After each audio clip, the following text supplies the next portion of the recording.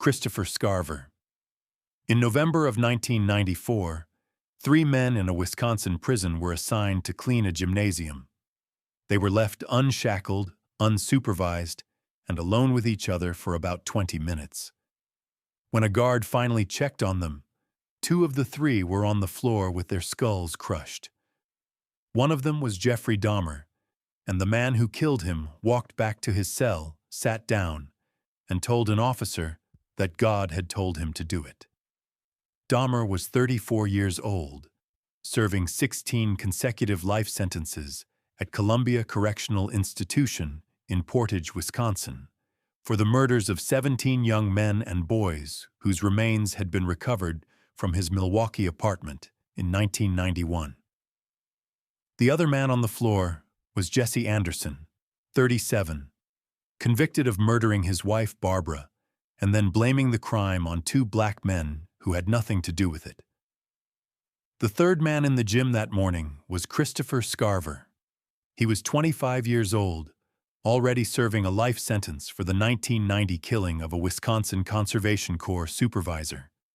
His parole eligibility date was somewhere around the year 2037, and he had spent the weeks leading up to that morning growing more and more agitated about the 2 men on his work detail. According to the prison's investigation, Scarver waited until the guard left. He walked to the weight room, took a roughly 20-inch metal bar from the equipment area, and followed Dahmer to a staff locker room. He confronted Dahmer with a newspaper clipping about his crimes, and then he crushed his skull. He walked back through the gym, found Jesse Anderson, and did the same thing. The entire sequence, from the moment the guard turned his back to the moment Scarver returned to his cell, lasted less than 20 minutes. Dahmer was still alive when guards found him. He died about an hour later. Anderson survived on life support for 2 days before he was declared dead. Scarver, meanwhile, was calm. He told the responding officer plainly that Jesse Anderson and Jeffrey Dahmer were both dead, and that God had told him to do it. The investigation that followed determined he had acted alone. There was no conspiracy, no bribed guard, no external order. Scarver pleaded no contest to 2 counts of first-degree intentional homicide in exchange for a transfer into federal custody, where he received 2 additional life sentences on top of the one he was already serving. Asked by a reporter years later whether he thought his punishment was just, Scarver said flatly that nothing white people do to black people is just. In 2015, he gave an interview to the New York Post in which he described the killings in graphic detail, claimed he had planned them for days, and said he had chosen the moment carefully. He later disputed parts of that same interview on his personal blog, saying the article was riddled with lies and foolishness. And no, I'm not making that up. The man who killed Jeffrey Dahmer has a blog. He is currently held at Centennial Correctional Facility in Canyon City, Colorado, where he is serving multiple life sentences and, according to his own accounts, writes poetry. The state of Wisconsin conducted a full internal review after the killings and concluded that leaving 3 convicted murderers alone together in a gymnasium had, in retrospect, been a mistake. Staff supervision procedures at Columbia Correctional Institution were rewritten within weeks. Dahmer's father, Lionel, told reporters at the time that he had feared exactly this outcome from the moment his son was sentenced to state custody instead of a federal facility. He said Wisconsin had made his son a target the moment they walked him through the front door. Wisconsin's failure had been one of supervision. A decade later, in a Massachusetts protective custody unit, a killer took advantage of a different kind of failure, one he had been planning for weeks. Joseph Druce. For weeks before he killed him, Joseph Druce had been stretching a pair of socks in his cell, working them slowly into a ligature. He did not know when the opportunity would come. He just knew that it would. And when it did, in a protective custody unit inside the Souza Baranowski Correctional Center in Shirley, Massachusetts, on a Saturday morning in August of 2003, he moved fast enough that the only guard on duty in the wing did not reach the cell until it was already over. The victim was John Geoghegan, a 68-year-old former Catholic priest, defrocked in 1998 and serving a 9 to 10-year sentence for the sexual abuse of a 10-year-old boy. He was also the central figure in the Boston Archdiocese abuse scandal, with civil lawsuits accusing him of harming roughly 150 children across 3 decades. He had been moved into protective custody because his crimes made him one of the most despised inmates in the Massachusetts prison system. Druce was 38. He was already serving life without parole for the 1988 murder of a man who had picked him up hitchhiking. He had, in the years since, developed a very particular hatred for men who harmed children. According to prosecutors, he considered John Geoghegan a prize. The killing itself was over in minutes. Druce followed Geoghegan into his cell, jammed the door shut with a book so that officers on the outside could not force their way in, and killed him.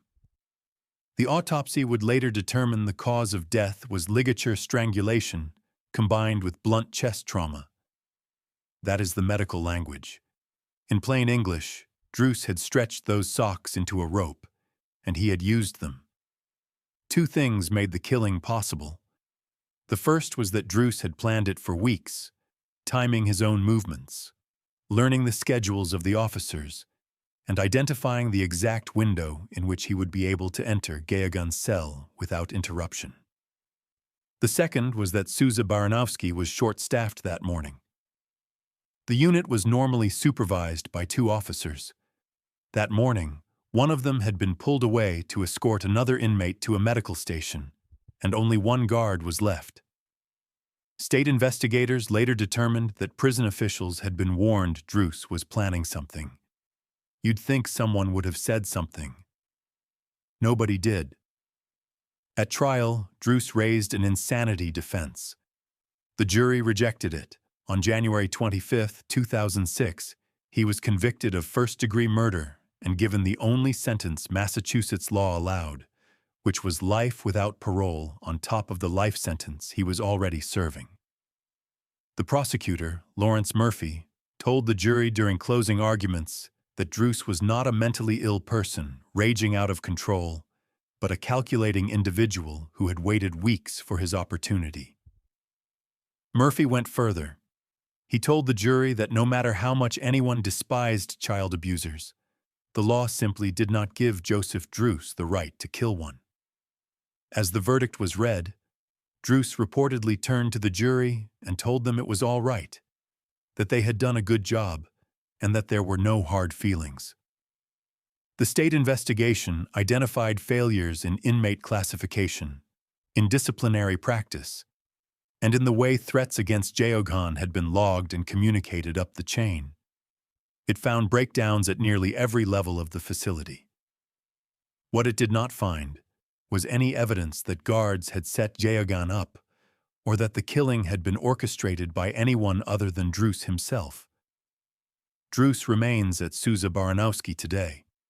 He has never expressed regret for killing John Geoghegan and has, in various interviews and letters, described the murder as a public service.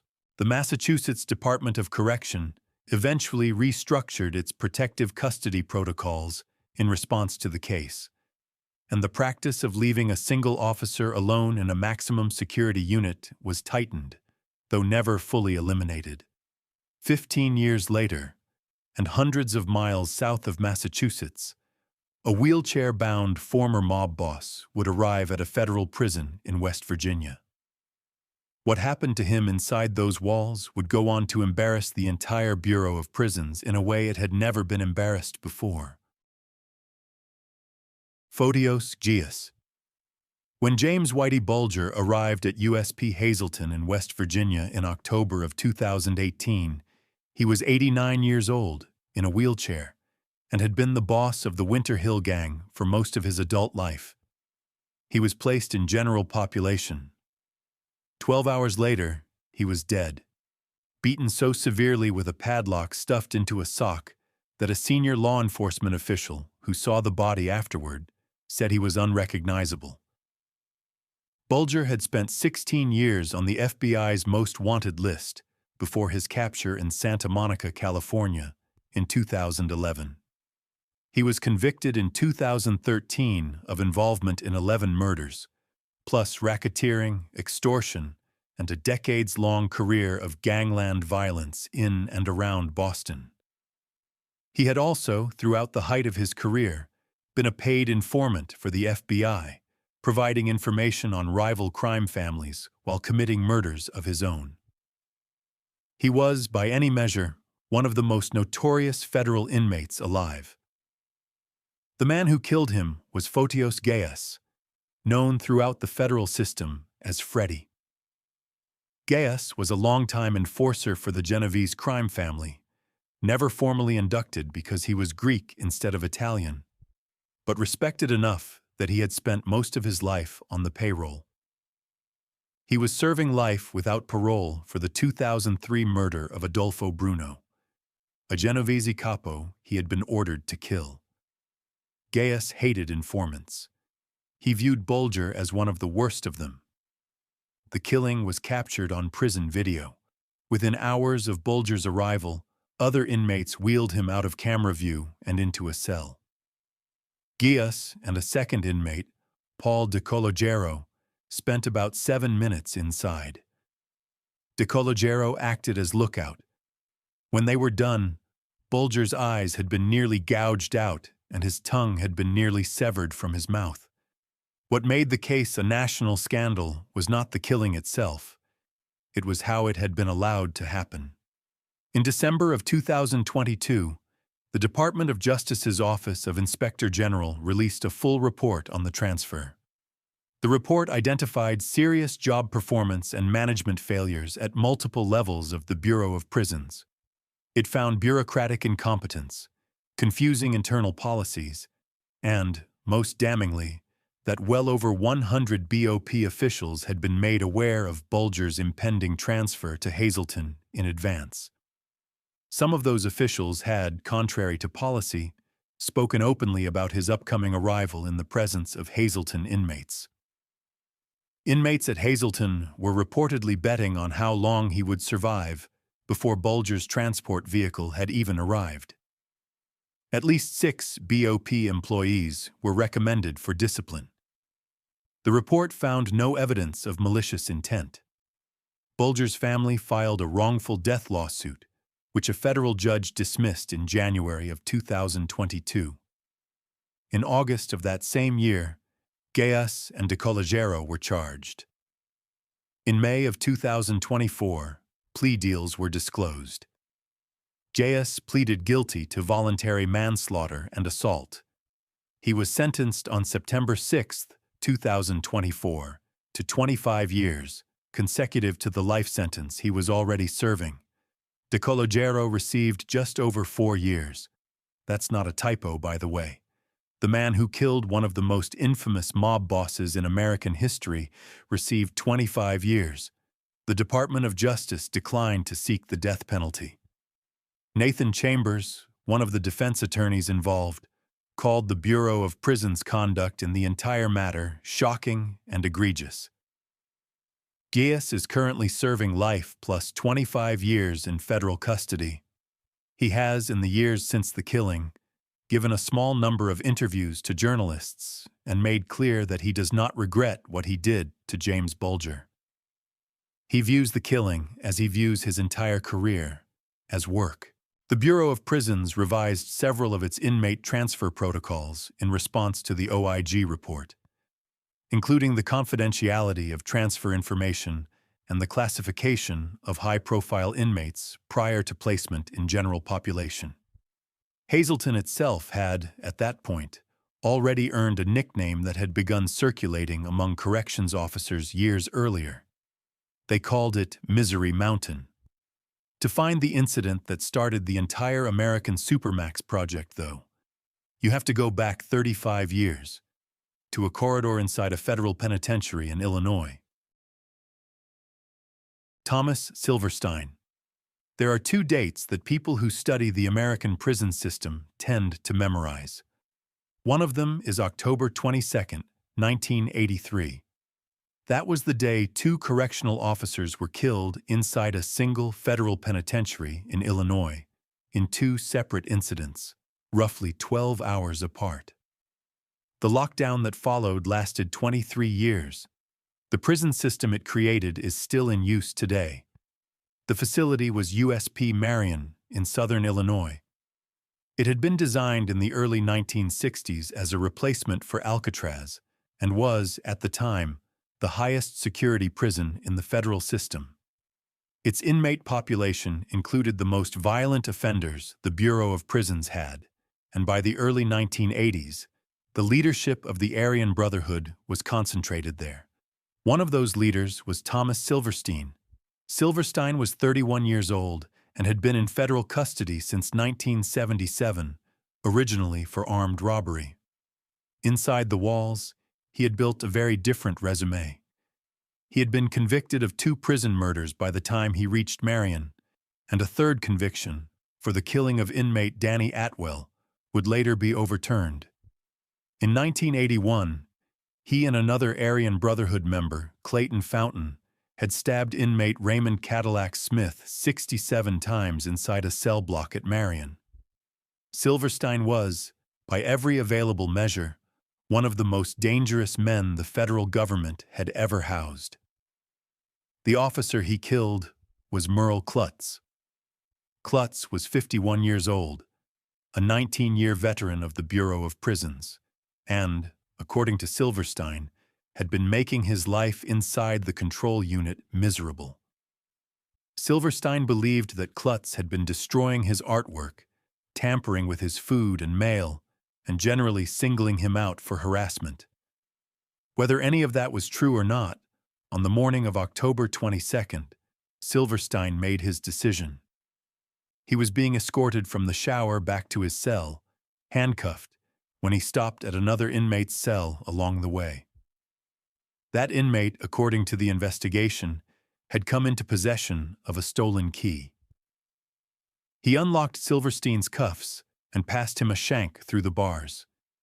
Silverstein turned on Klutz and stabbed him approximately 40 times. Klutz died at the scene. That was the first killing. About 12 hours later, in the same facility, Clayton Fountain stabbed Officer Robert Hoffman to death under similar circumstances. 2 dead corrections officers, 1 prison, 1 day, 2 different Aryan Brotherhood inmates operating independently. Marion went into immediate lockdown. That lockdown was originally intended as a temporary measure. It became permanent. And when Bureau of Prisons Director Norman Carlson later testified about how to handle inmates like Silverstein and Fountain, he made a simple point. Both men had multiple life sentences already. Another life sentence, he said, was no deterrent. Something else was needed. That something else became ADX Florence in Fremont County, Colorado. It opened in 1994 and was designed from the ground up to house the specific type of inmate that the federal system did not know what to do with.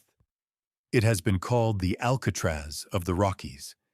It has never had a successful escape, and Silverstein spent the last decades of his life inside it, held under a Bureau of Prisons designation known as no human contact, which meant exactly what it sounded like.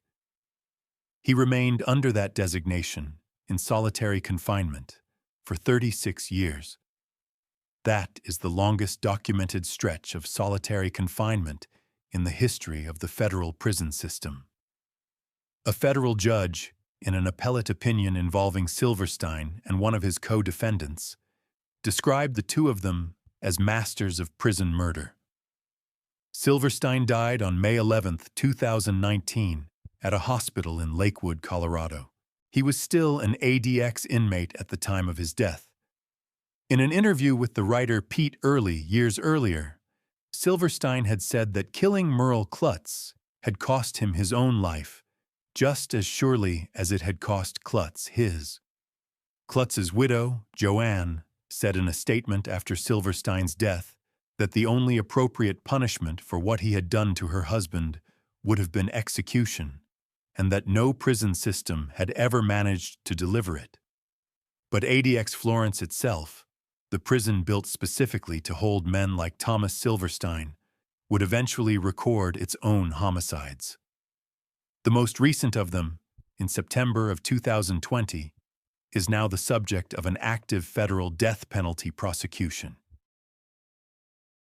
Ishmael Petty. ADX Florence has been open for more than 30 years. In that time, no inmate has escaped, no inmate has successfully taken a hostage, and the facility has become the model for maximum security confinement worldwide. On September 19, 2020, inside a cell block deep inside that prison, one inmate strangled another to death while the lights were off. The killer walked to the nearest officer and confessed on the spot. The federal government is now trying to send him to the death chamber for it. The killer was Ishmael Petty. He was 50 years old at the time of the murder and had been in federal custody since 1998, when he was sentenced to 35 years for a Mississippi armed bank robbery in which he had disguised himself as a police officer. That sentence was, on paper, the light one. In 2002, while serving that 35-year term at USP Pollock in Louisiana, he strangled his 71-year-old cellmate to death using a bedsheet. He pleaded guilty to second-degree murder and was given a life sentence on top of the original 35. The sentencing judge specifically recommended that he be sent to a supermax facility. That is how he ended up at ADX Florence. Then, in September of 2013, he did something else. 3 Bureau of Prisons employees, 2 of them librarians, arrived at his cell to deliver books. Petty was waiting for them.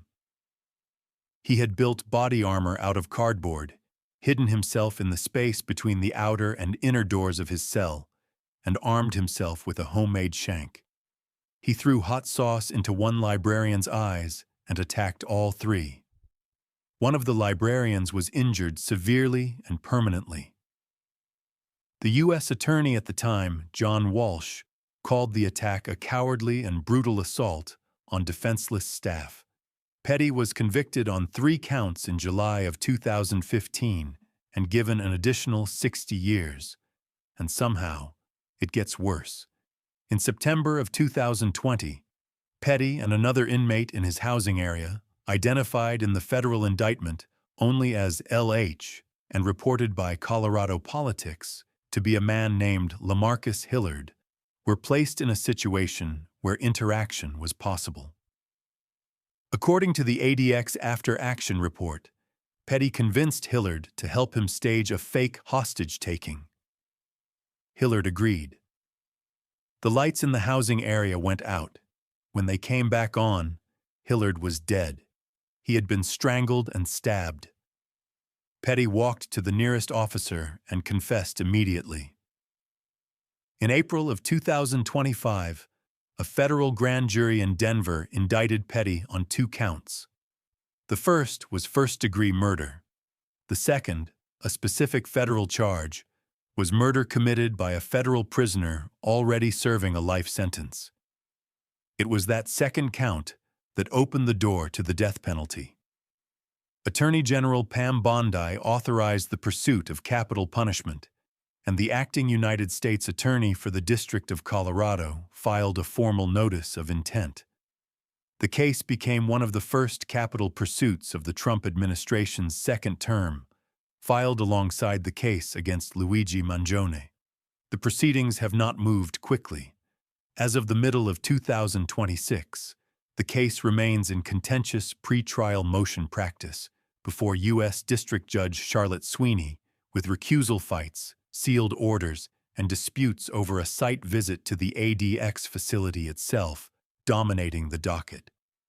No trial has begun, and no plea has been entered. There is one further legal wrinkle. In 2020, the state of Colorado abolished the death penalty. Under federal law, if Petty is convicted and sentenced to death, the execution itself would have to be carried out in another state. Petty remains housed at ADX Florence. He is an active federal death penalty defendant, confined in the specific kind of facility that was designed decades ago, after the killings of Merle Klutz and Robert Hoffman at Marion, to contain exactly the type of inmate he had already been proven to be. As of the middle of 2026, no trial date has been set. If you're enjoying the video so far and you're not subscribed yet, take a second to hit the button. It genuinely helps the channel grow, and there are a lot more cases ahead. Lemuel Smith.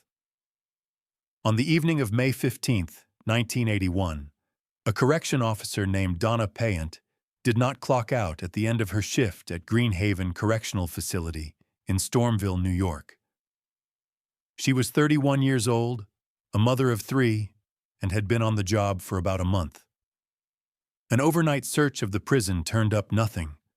Her body was found the next day, roughly 20 miles away, in a landfill, dumped there when a truck full of prison garbage was unloaded and its contents spread across the ground. Payant was a Dannemora native who had followed her family into corrections work. She was, at the time of her death, the first on-duty female correction officer killed inside a United States prison. Her assignment that night had been an interior post in a housing block that included some of Greenhaven's most dangerous long-term inmates. One of those inmates was Lemuel Warren Smith. He was 39 years old and, by the time Payant arrived at Greenhaven, already serving multiple life sentences for at least 5 murders, including the killings of a religious goods store owner and his employee, and 2 women he had murdered in the Albany area in 1976 and 77. He was, in the parlance of the New York correction system at the time, exactly the kind of inmate a rookie officer was not supposed to be left alone with. On the evening of May 15th, she was. What investigators pieced together in the days that followed was that Smith had gotten Payant into an area of the prison where cameras did not reach. She was sexually assaulted and strangled. Her body was then placed inside a garbage container within the facility. That container was emptied along with the rest of the prison's trash the following morning, loaded onto a truck, and driven to a landfill 20 miles away. Her body was only recovered because a search party had been dispatched from Greenhaven overnight, and someone finally thought to check where the previous day's garbage had ended up. The evidence that eventually convicted Smith was bite mark analysis. A forensic odontologist matched marks found on Payant's body to marks documented on the body of an earlier victim, one of the 2 Albany women Smith had already been convicted of killing. The match was, at the time, one of the most publicized applications of forensic dentistry in American criminal history. Smith was convicted on April 21, 1983. On June 10th of the same year, he was sentenced to death under a New York law that made execution mandatory for any inmate already serving life who killed an on-duty correction officer. Governor Hugh Carey vowed a swift response from Albany, and more than 5,000 corrections officers attended Donna Payant's funeral. The death sentence did not stand. In 1984, the New York Court of Appeals overturned it. The court ruled that a mandatory death penalty, imposed without individualized sentencing, was unconstitutional. Smith's sentence was commuted to life. His high-profile defense attorneys, William Kunstler and C. Vernon Mason, had never been able to overcome the bite mark evidence at trial, but it was the state's own sentencing law that ended up saving him. Smith has, over the decades, publicly admitted his guilt in every single one of his other murders. He has never admitted this one. His theory, which he has repeated to investigators, journalists, and in his own legal filings for more than 40 years, is that Donna Payant was killed by corrupt guards inside Green Haven, who then used him as a convenient scapegoat. For most of the last 4 decades, no one took the claim seriously. In 2025, a journalist interviewing Payant's now-adult son Chris reported something unexpected. Chris told the reporter that while he knows Lemuel Smith is a bad man, he no longer believes Smith killed his mother. Smith is currently held at Wend Correctional Facility in western New York in 23-hour isolation. In 2023, he filed a federal lawsuit challenging the more than 40 years he has now spent in solitary confinement. He is in his early 80s. 20 years after Donna Payant's murder, in a federal prison known throughout the system as Bloody Beaumont, another killing would raise a very different kind of question about what the guards were doing while the inmates were killing each other. Shannon Wayne Agofsky. Inside USP Beaumont in eastern Texas in the late 1990s and early 2000s, inmates and staff had a name for the 2-man recreation cages set up in the prison yard. They called it Thunderdome. They called it Gladiator School. What they meant was that guards, allegedly, had a habit of placing rival inmates in the same cage together and letting them work it out. On January 5, 2001, 2 men named Shannon Wayne Agofsky and Luther Plant were placed into one of those cages, and only one of them walked out.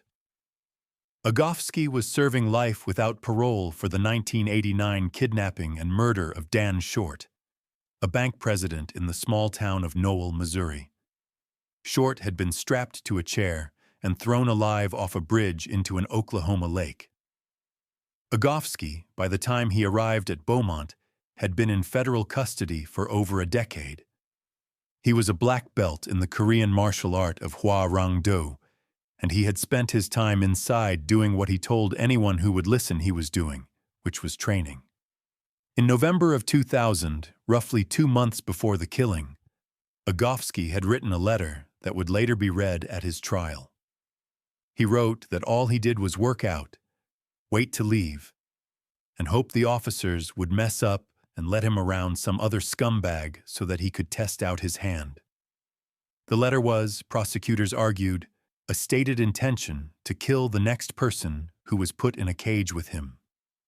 Luther Plant was 37 years old, a heroin addict with hepatitis C, and was serving a federal sentence for arson and being a felon in possession of a firearm.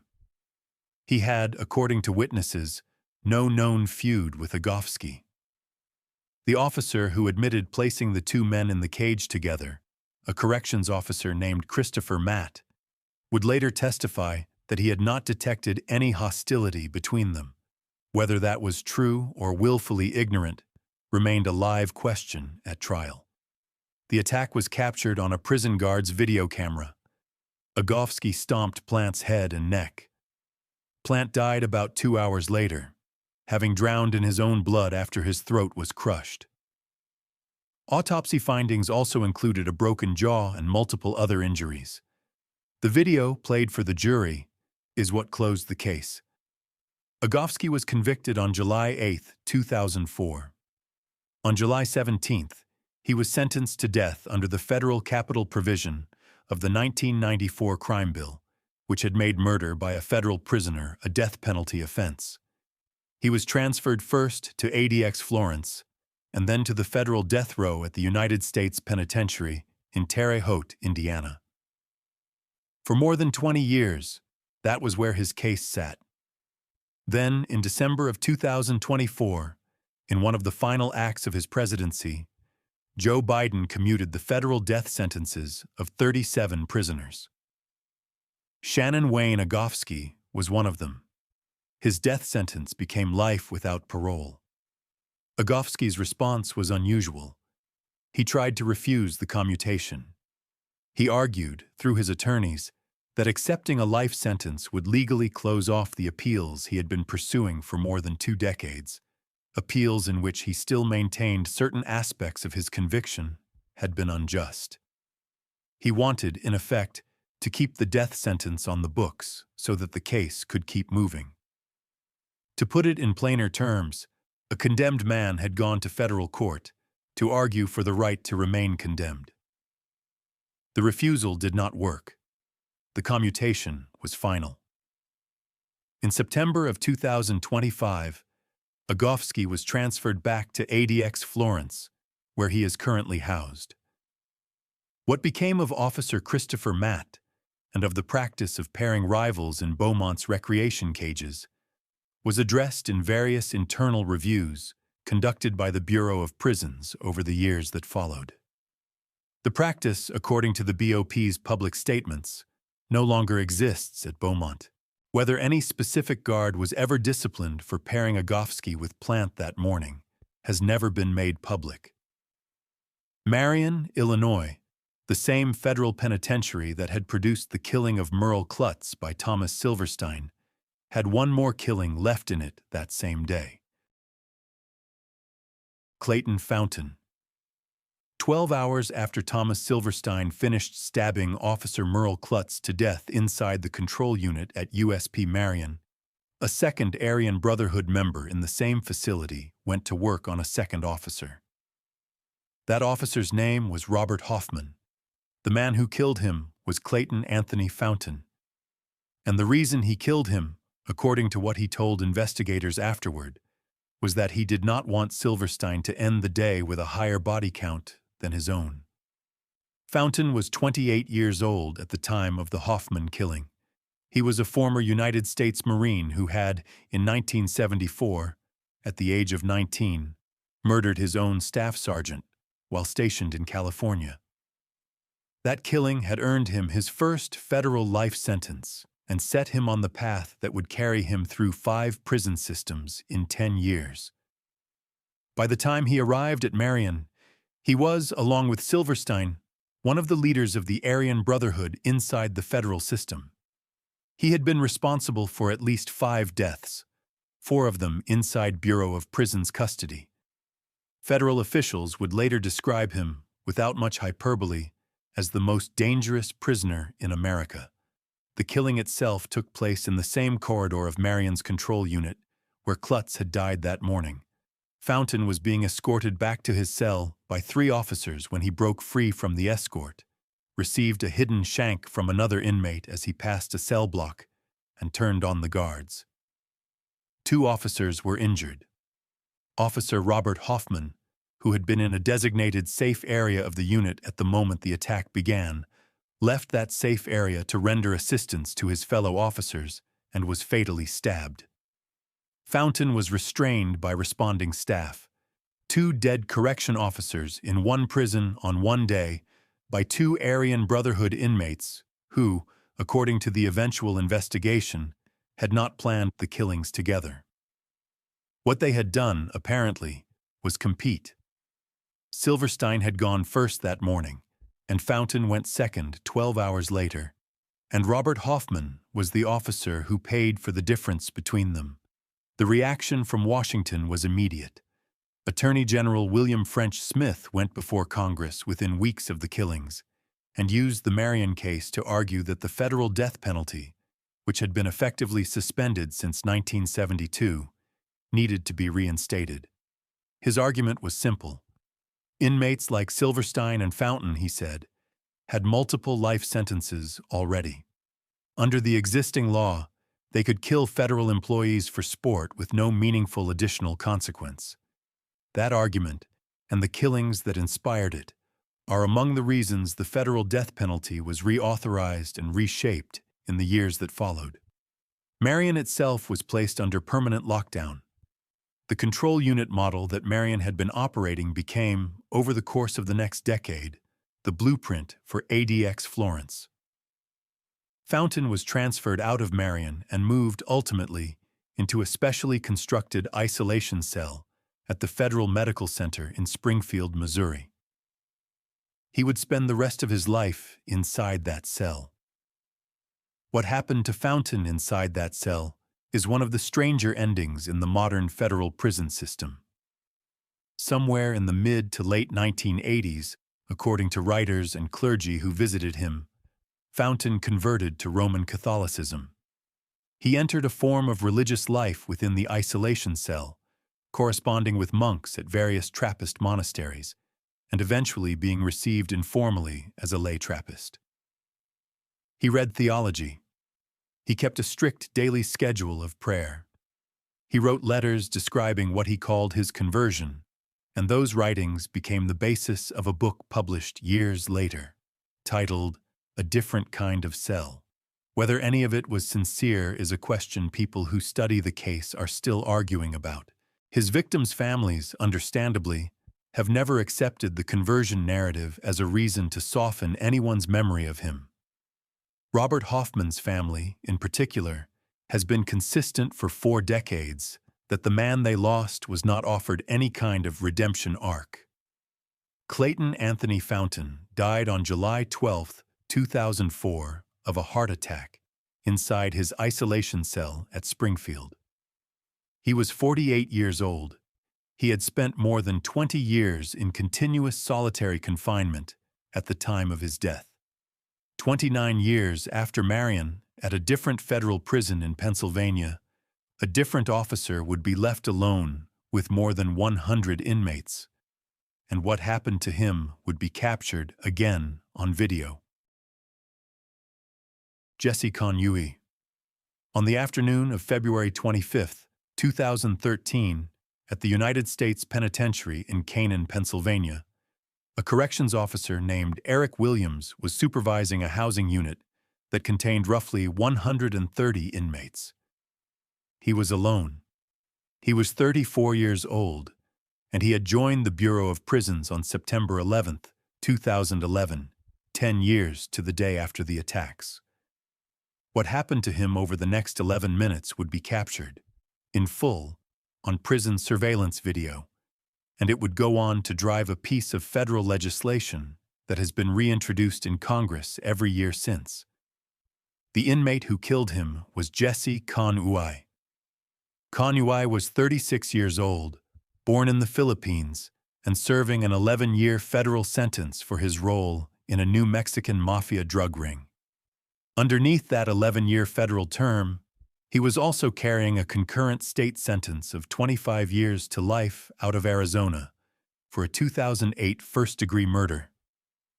He was, in other words, going to die in prison one way or the other, and the federal sentence was the shorter of the two. According to court records, Kanyui had complained earlier in the day about a cell search that Williams had conducted. As Williams walked past him in a common area of the housing block, Kanyui attacked. He kicked Williams down a flight of stairs.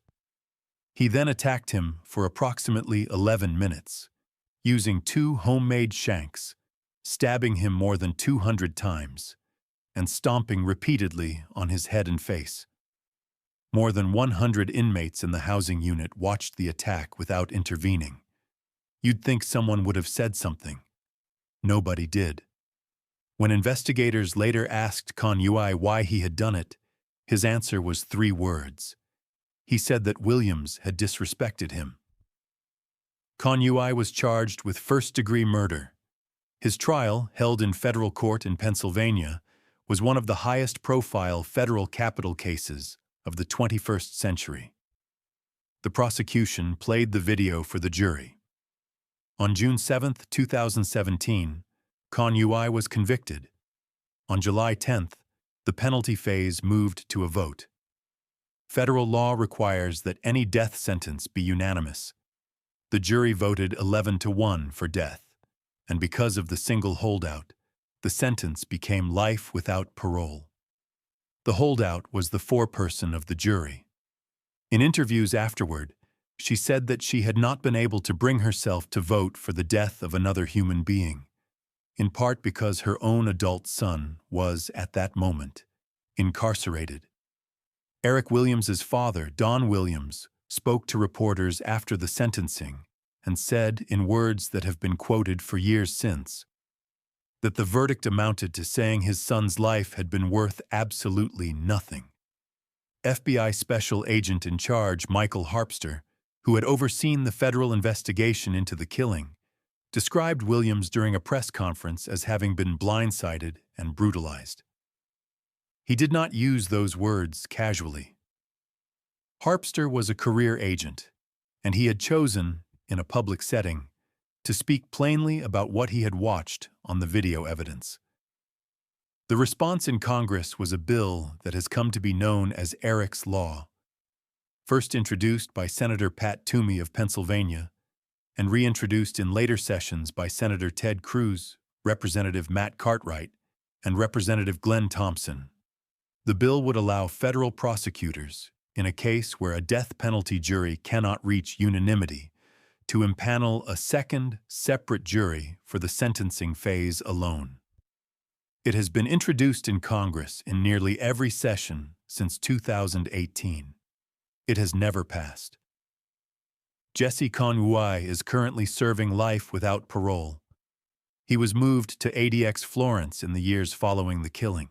He has, according to his attorneys, expressed no regret for the murder of Officer Williams and no interest in participating in appeals that might reduce his sentence, because there is nothing left of his sentence to reduce. Eric Williams's father, Don, has continued, in the years since his son's death, to speak publicly on behalf of the officer memorial community and to lobby for the passage of Eric's Law. He has said in interviews that as long as the bill remains stuck in committee, his son's death remains, in his phrase, worth nothing. 2 years before Conway killed Officer Williams in Pennsylvania, a Virginia inmate had already worked out a different way to hold the corrections system accountable. He was going to keep killing until they killed him. Robert Charles Gleason, Jr. Robert Charles Gleason, Jr. is the last person the state of Virginia has ever executed. He is also, to date, the only person in modern American history to publicly announce before he began that he was going to keep murdering fellow inmates until the state agreed to put him to death. He then followed through on that promise, and he did it twice. And when the state finally did agree to kill him, he asked for the electric chair over lethal injection, because it was the older and, in his own phrasing, more permanent of the two options. Gleason was originally from Lowell, Massachusetts. He was, at the time of his first prison murder, 37 years old, serving life without parole in Virginia for the 2007 killing of a man named Michael Kent Jamerson. That killing had been a drug-related cover-up, a member of Gleason's own gang eliminated to keep him from talking to police. Gleason pleaded guilty, received his life sentence, and was sent to Wallens Ridge State Prison in the mountains of southwestern Virginia. His cellmate at Wallens Ridge was Harvey Gray Watson, Jr. Watson was 63 years old and was himself a convicted murderer. In May of 2009, Gleason killed him. Gleason bound Watson with strips of bedsheet, told him it was part of a planned escape, and then strangled him. He timed the killing for the anniversary of his own 2007 murder. The killing did not become known to prison officials for some time. Gleason kept Watson's body in the cell. He was moved eventually to Red Onion State Prison, Virginia's Supermax facility, and somehow it gets worse. In July of 2010, he killed again. His second victim was Aaron Alexander Cooper, 26 years old, serving 34 years for robbery. Cooper was housed in a separate recreation cage from Gleason, and the cages were separated by chain-link fencing. Gleason had, over the preceding weeks, braided strips of bedsheet into what he presented to Cooper as a religious necklace. He asked Cooper to try it on. When Cooper put it around his neck, Gleason threaded it through the fence and strangled him. At his sentencing, Gleason spoke openly. He told the court that he intended to keep killing indefinitely, and that the only way to stop him was to put him on death row. He waived every one of his appeals. He instructed his court-appointed attorneys, over their objections, not to fight for his life. His lawyers argued that he was not mentally competent to volunteer for execution. Governor Bob McDonnell reviewed the case personally and found no compelling reason to intercede. On January 16, 2013, at 9:08 in the evening, Gleason was executed by electric chair at the Greensville Correctional Center in Jarrett, Virginia. He was the first person executed in the United States that calendar year. He was the first person electrocuted in Virginia in nearly 3 years. His last words, delivered from the chair itself, were a piece of Gaelic phrasing that translates in English to the phrase, "kiss my ass." His attorneys spent the days following the execution publicly arguing that the state had violated his rights by allowing him to essentially engineer his own death. Prison psychiatrists who had evaluated him disagreed. They had found him competent to make the decision. Gleason's case became, in the years that followed, a talking point in Virginia's debate over capital punishment. When the state legislature moved in 2021 to abolish the death penalty entirely, opponents of abolition cited Gleason as a specific example of the kind of inmate the death penalty was designed for. Supporters of abolition cited him as evidence of the exact opposite, that a system which allowed a man to weaponize his own execution had lost its moral standing. Virginia's death penalty was abolished on March 24, 2021. Gleason, who had been dead for more than 8 years at that point, remains the last person the state ever executed. Harvey Gray Watson Jr. is buried in a family plot in Virginia. Aaron Alexander Cooper's family declined to speak to reporters after Gleason's execution. And the strips of bedsheet, in one form or another, are still permitted in Virginia state prisons today. These are the 10 cases that show how even the most fortified prisons in America can fail in a matter of minutes. Thanks for watching. Click here to see our next video.